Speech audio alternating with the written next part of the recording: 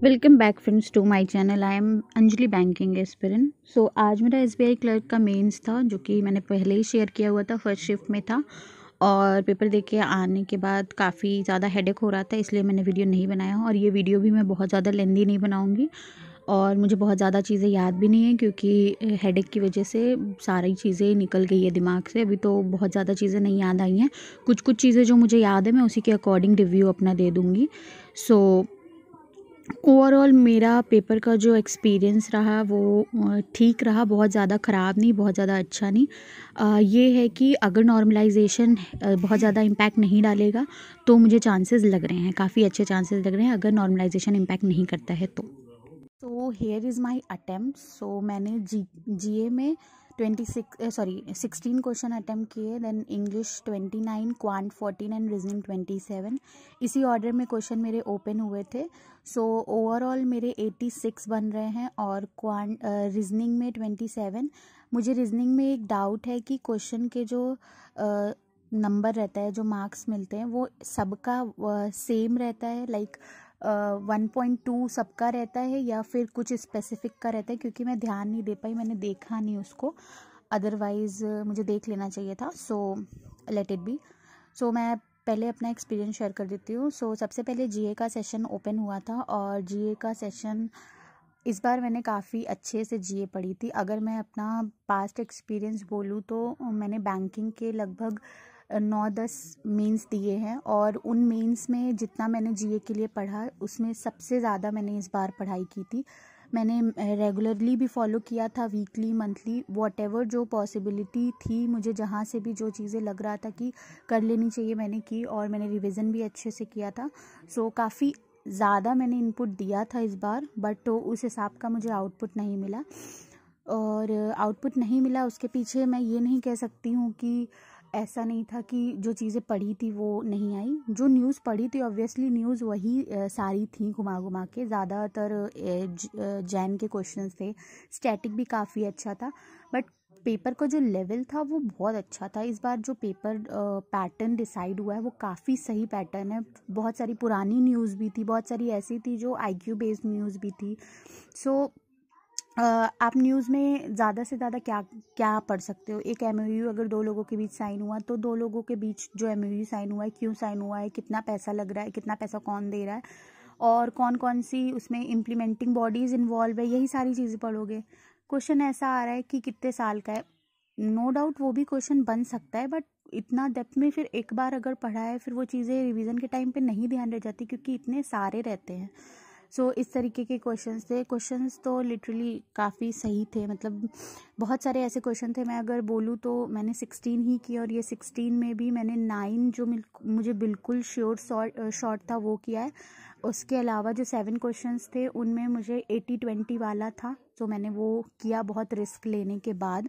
But मैं अगर वैसे बताऊँ तो 12-15 क्वेश्चन ऐसे थे जो मुझे पता था कि हाँ आंसर ये है, बट स्टिल श्योरिटी नहीं थी उतनी। लैक ऑफ श्योरिटी की वजह से मैंने नहीं लगाया, क्योंकि मुझे नेगेटिव तो बिल्कुल नहीं करना था, क्योंकि जिस तरीके का पेपर था। और इसके पहले क्लर्क में मैंने किया था, जीए मैंने लगा दी थी, और फिर मुझे पता था आंसर, वही मतलब थोड़ा थोड़ा डाउट वाला था, तो उसमें काफ़ी सारे नेगेटिव हुए थे। सो मैंने इस बार वो गलती नहीं की है।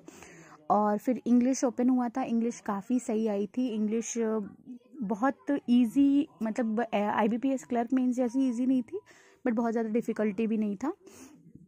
ओवरऑल डुएबल था, जिसकी रीडिंग वगैरह अच्छी है वो बहुत आसानी से कर सकता है। और दो मैंने 29 ही अटैम्प्ट किए हैं, तो लेट मी क्लियर यू कि मैंने 29 क्यों अटैम्प्ट किए। सो सबसे पहले मैंने एक आरसी की है, एक आरसी मैंने नहीं की। जो सेकंड वाली आरसी थी वो काफ़ी ऐसी थी जो समझ नहीं आ रही थी, और फिर लास्ट में मैंने उतना ज़्यादा टाइम नहीं दिया उसको। मैंने पहले तो सारे जो भी क्वेश्चंस थे, जो फिलर्स था, पैराजम्बल था, इस तरह के क्वेश्चन को अप्रोच किया था। देन उसके बाद मैंने आरसी कर लिया था, और आरसी के बाद सेकंड आरसी जो थी। और हाँ, मैंने आज ग्रामेटिकल एरर वाले जो क्वेश्चंस होते हैं वो नहीं किए, क्योंकि वो मेरे काफ़ी गलत हो जाते हैं। सो मैंने कोशिश की कि मैं उसको अवॉइड करूँ। शायद 3 क्वेश्चन थे जहाँ तक मुझे ध्यान है। और उसके अलावा जो सेकंड वाली आरसी थी उससे भी मैंने क्वेश्चन नहीं किया, क्योंकि क्वेश्चन ऐसे ट्विस्टेड थे, कौन सा इसमें मैच कर रहा कौन सा नहीं मैच कर रहा, तो मैंने नहीं लगाया क्योंकि वो भी मेरे से गलत हो जाते हैं। तो मैंने ये पूरा ध्यान रखा है कि मुझसे मिस्टेक ना ही, और अगर हो भी तो कम से कम हो। सो इंग्लिश में 29 एंड आई थिंक मेरे हिसाब से अगर मैं एक्यूरेसी वाइज देखूँ तो मैंने ठीक किया। देन क्वांट की बात कर लेते हैं। सो क्वांट में एक्सपेक्टेशन से चीज़ें थोड़ी सी अलग आई थी। लाइक 3 DI आई हुई थी, दो उसमें बार वाली थी, एक उसमें MPCP पे बेस्ड थी, दूसरी वाली I don't exactly remember. Then एक पाई आई हुई थी, और एक उसके बाद कैसलेट आया हुआ था, और सिंप्लीफिकेशन अप्रॉक्सीमेशन था। देन डाटा सफिशिएंसी था, और उसके अलावा क्वाड्रेटिक के क्वेश्चन थे, सीरीज थी, और इन सब के बाद लास्ट में बचा हमारा सीरीज। सो ऐसे ही क्वेश्चंस थे। सो DI मैंने एक की है, और उसके बाद पहले तो अप्रॉक्सीमेशन और क्वाड्रेटिक ये सारे क्वेश्चंस मैंने कर लिए थे, फिर DI मैंने कर ली। और इसके पहले मैंने एक क्वेश्चन उठाया था, जो सबसे पहला क्वेश्चन था PQ ऐसे कुछ था, 2 क्वाड्रेटिक दिया हुआ था, मैंने उसको सॉल्व किया था, और गलती से मैंने जो वैल्यू निकाली थी वहाँ पे कट के 2 आ रही थी, और मैंने जल्दीबाजी में उसको 1 आ रही थी, मैंने जल्दीबाजी में 2 लिख दिया, और लगभग 4 मिनट उधर चले गए थे, क्योंकि 3-4 क्वेश्चन थे उसके, तो मैंने आराम से किया था, बट वो फिर नहीं हुआ, तो मुझे थोड़ा पैनिक हुआ, तो मैंने उसको छोड़ दिया। फिर मैं आगे बढ़ी, आगे मैंने जो भी क्वेश्चंस पहले इजी वाले डिसाइड किए थे वो सारे कर लिए। देन उसके बाद बीच में मुझे जो अर्थमेटिक मिलते गए इजी वाले, वो मैंने ट्राई किया। एक क्वेश्चन था जिसमें मैंने 2 बार देखा, बट मुझे उसका आंसर नहीं मिला। वो उसमें इक्विलेटरल ट्राइंगल का क्वेश्चन था, और लेंथ और ब्रेथ का कुछ रिलेशन दिया हुआ था, जिसमें ब्रेथ आ रही थी 6। फिर उसमें बोला था कि इक्विलेटरल की जो साइड है वो इक्विलेटरल की साइड 0.25 ऑफ ब्रेथ है, तो जिसके अकॉर्डिंग साइड 24 आ रही थी। और फिर उसमें एरिया दिया हुआ था इक्विलेटरल का √3/4 Z² आई गेस, वहाँ पे Z² की वैल्यू पूछा है, और वैल्यू 24 आ रही है, बट उसमें जो ऑप्शंस दिए थे वहाँ पे 24 कोई भी नहीं था, तो और नन ऑफ दीज भी नहीं था। मैंने 2 बार देखा बट नहीं आया, तो मैंने उसको स्किप किया। देन डाटा सफिशिएंसी वगैरह का आई डोंट एग्जैक्टली रिमेंबर मैंने किया है या नहीं किया। Q1 Q2 मैंने किया है। सो ओवरऑल मिला के 14 क्वेश्चंस हुए, और थोड़ा मेरा टाइम इधर उधर गया अराउंड, अगर मैं बोलूँ तो 10 मिनट मेरे इधर उधर गए, क्योंकि एक मेरा जो मैंने शुरू में किया था PQ वाला, उसके 4 क्वेश्चंस थे वो गड़बड़ हुए। फिर मैंने एक DI ट्राई किया था, और लास्ट में अगर मैं बोलूँ तो जो सेकंड वाली पाई DI थी ना, वो मैंने लास्ट में उसको ट्राई किया। मैंने सोचा था ट्राई करने का, बट उसके पहले मैंने वो एक बार मैंने सोचा एक बार मैं फिर से ट्राई कर लूँ, मैं वो ट्राई करने चली गई, जिसकी वजह से मेरे पास टाइम नहीं बचा। और लास्ट में 3 मिनट बचा जब मैंने DI ट्राई की। मैंने सोचा कि अगर बन जाएगी तो एक आधा 2 क्वेश्चन मैं लगा लूँगी, और वो कंप्लीट होते जैसे ही मेरी Y की वैल्यू आई, टाइम अप हो गया। सो मेरे पास सारे वेरिएबल्स की वैल्यू आ गई थी, बट मैं आंसर नहीं मार्क कर पाई। सो कहीं ना कहीं मुझे वो लगा कि वो मेरी गलती हुई, मुझे ध्यान देना चाहिए था उस पर। मुझे लग रहा था वो पाई हो जाएगा, but because of my negligence वो मेरा गड़बड़ हो गया। और उसके बाद फिर रीजनिंग ओपन हुआ। सो रीजनिंग में मैंने बहुत वाइजली ही चूज़ की चीज़ों को। सबसे पहले मैंने गो थ्रू किया, चीज़ों को देखा, उसके बाद मैंने सबसे पहला अटेम्प्ट किया 1 लाइनर्स वाले। तो 1 लाइनर्स में 3-4 क्वेश्चन मुझे मिल गए जो वर्ड वगैरह के थे। देन एक अरेंजमेंट भी था। देन उसके बाद सिलॉग था लास्ट में, और इनइक्वालिटी भी था। देन उसके बाद में डाटा सफिशिएंसी था, एक 3 का था, तो मैंने उसको स्किप किया। फिर बाकी के 2-2 के थे, तो मैंने 3 क्वेश्चन वो कर लिए। ऐसे करके फिर एक मैंने वो सिटिंग चूज़ की थी, वो मुझे लगा बन जाएगी, और होपफुली वो बन गई, तो वो मेरे लिए काफ़ी सही था, मैंने सही वाइज डिसीजन लिया। फिर उसके बाद एक और मैंने ट्राई किया था, वो नहीं बनी थी, और मैंने इनपुट आउटपुट मैंने देखा, मुझे पैटर्न समझ में आ गया था, बट मुझे ये लगा कि वो टाइम कंज्यूमिंग होगा तो मैंने वो नहीं किया। मैंने सोचा बाद में अगर टाइम बचेगा तो मैं कर लूँगी।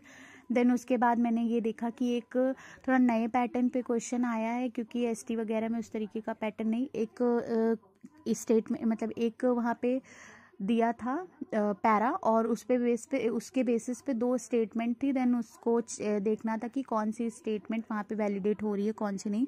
वो क्वेश्चन इंग्लिश, जिसकी इंग्लिश अच्छी रहेगी उसका हो जाएगा, वैसा वाला टाइप का था। तो वो मुझे समझ आ रहा था, मैंने वो ट्राई किया।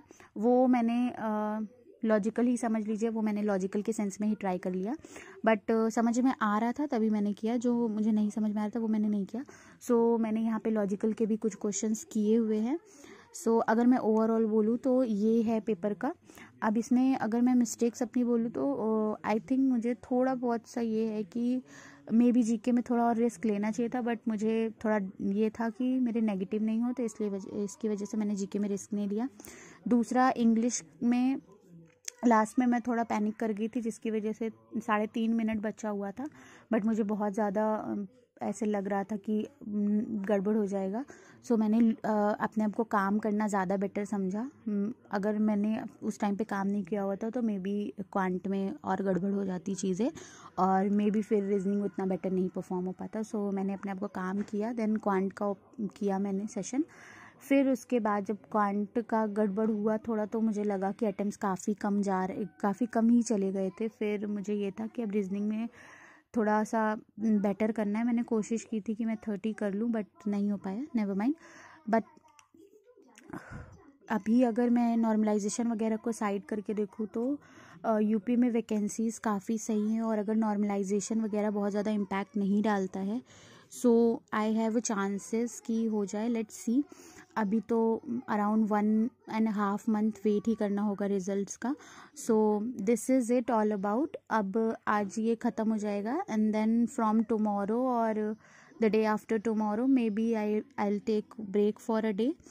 If not then from tomorrow अब एज आरबीआई ग्रेड बी के लिए वापस से लगना होगा, एंड उसमें मुझे अभी अपना थ्योरी वगैरह सारा कुछ रिवाइज़ करना था, जो कि मैंने नहीं किया अभी तक, क्योंकि मैंने शुरू में सोचा था करने का, 1-2 दिन किया, फिर मुझे ये था कि इधर मुझे फोकस करना था, सो मैं इसलिए नहीं कर पा रही थी। बट अभी मुझे लगता है कि अब मुझे पूरी तरीके से उस पर फोकस रहना चाहिए, और इस बार मैं कोशिश करूँगी, अपनी तरफ से अपना बेस्ट दूँगी कि मैं मेंस तक जाऊं, और होपफुली अगर मेंस क्लियर हो तो मैं इंटरव्यू भी दूं। सो मैं अपनी तरफ से अपना बेस्ट दूंगी। लेट्स सी कि मैं कितना कर पाती हूँ कितना नहीं, but that is it. So अभी यही है, अब wait for results. So IBPS clerk and SBI clerk दोनों के लिए ही वेट ही कर सकते हैं, और तो ऑप्शन है नहीं कुछ। बाकी stay positive and all the best for your results. Do your best and preparation को कंटिन्यू रखना, प्रिपरेशन को ब्रेक नहीं करना, और बीच में होप को लूज़ नहीं करना। आप कंटिन्यूटी के साथ करते रहो। अगर आपकी प्रिपरेशन पूरी है और अगर आपकी मेहनत पूरी है तो आपको कभी ना कभी रिजल्ट उसका मिलेगा। Maybe it will take time, but it will give you something. So this is it for today. Thanks for watching my video.